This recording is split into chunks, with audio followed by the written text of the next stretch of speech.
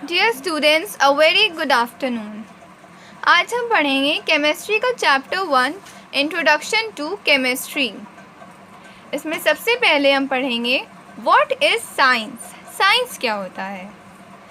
Science is defined as the study of nature and behaviour of natural things and the knowledge that we obtain about them. हम अपने आसपास जो हम nature है, जो plants हैं, एनिमल्स हैं, इंसेक्ट्स हैं, इन सब के बारे में जो पढ़ाई करते हैं और इनके बारे में हमारे पास जो नॉलेज है, इनके बारे में हमें जो बातें पता हैं, इसे हम पूरा टोटल क्या कहते हैं? साइंस। नेचर की पढ़ाई को साइंस कहा जाता है। नेचर में क्या आता है? Natural things, plants, animals, human beings etcetera. अब साइंस के 3 पार्ट्स होते हैं: फिज़िक्स, केमिस्ट्री, बायोलॉजी। साइंस को हम 3 हिस्सों में डिवाइड करते हैं: फिज़िक्स, केमिस्ट्री और बायोलॉजी। नेक्स्ट क्वेश्चन क्या है? What is chemistry? क्योंकि आज केमिस्ट्री की क्लास है, इसीलिए हम पढ़ेंगे कि केमिस्ट्री क्या होती है।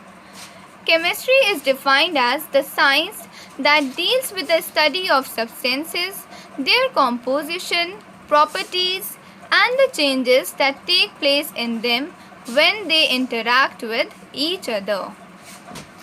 केमिस्ट्री हम कहते हैं हमारे आसपास जो सब्सटेंसेस हैं उनके बारे में जब हम पढ़ते हैं, उनके कॉम्पोजिशन के बारे में पढ़ते हैं, मतलब कि वो किस कॉम्पोजिशन का मतलब होता है वो सब्सटेंस, वो चीज़ किन छोटे छोटे पार्टिकल्स से बनी हुई है।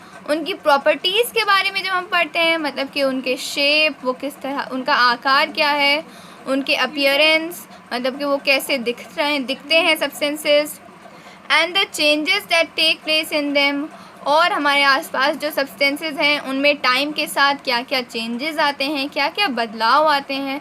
जब हम इन सारी चीज़ों के बारे में पढ़ते हैं तो इस पढ़ाई को हम कहते हैं, इस स्टडी को कहते हैं हम केमिस्ट्री। हमारे आसपास जितने भी सब्सटेंसेस हैं उन सब के शेप, अपीयरेंस, कॉम्पोजिशन के बारे में पढ़ाई को क्या कहते हैं? केमिस्ट्री। नेक्स्ट क्वेश्चन है what is a chemical substance? एक केमिकल सब्सटेंस क्या होता है? केमिकल वर्ड बना है केमिस्ट्री से। A chemical substance is a form of matter that has constant composition and properties.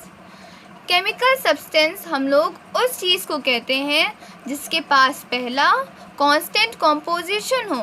Composition का मतलब क्या होता है? वो जिन चीज़ों से बना हुआ है वो हमेशा सेम रहे, और प्रॉपर्टी मतलब कि उसका जो शेप है, उसका आकार, उसका अपीयरेंस, वो कैसा दिखता है, ये हमेशा कांस्टेंट रहे, सेम रहे। इसे उस सब्सटेंस को हम लोग क्या बोलेंगे?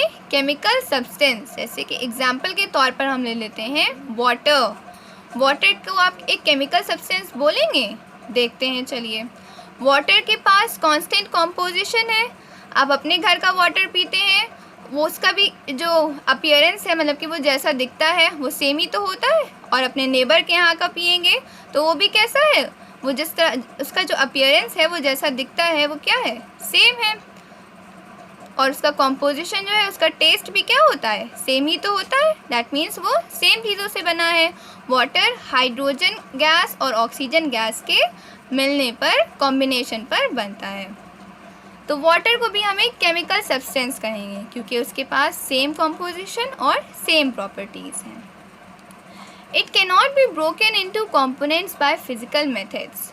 और जो दूसरी पहचान है केमिकल सब्सटेंस की, वो ये है कि हम उसे किसी भी फिज़िकल मेथड से, मतलब कि हैमरिंग से या फिर किसी भी मेथड से, हम उसे छोटे पीसेस में डिवाइड नहीं कर सकते हैं। आप वाटर को क्या उसके कंपोनेंट्स, मतलब कि वो जिन चीज़ों से बना है, हाइड्रोजन और ऑक्सीजन, उसमें डिवाइड कर सकते हैं?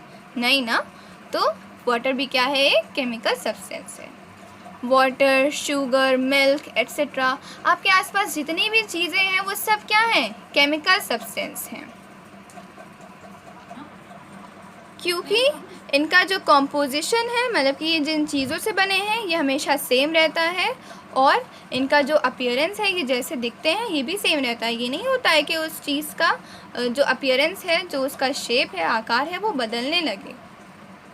तो इसीलिए हम उन सब को कहेंगे केमिकल सब्सटेंस।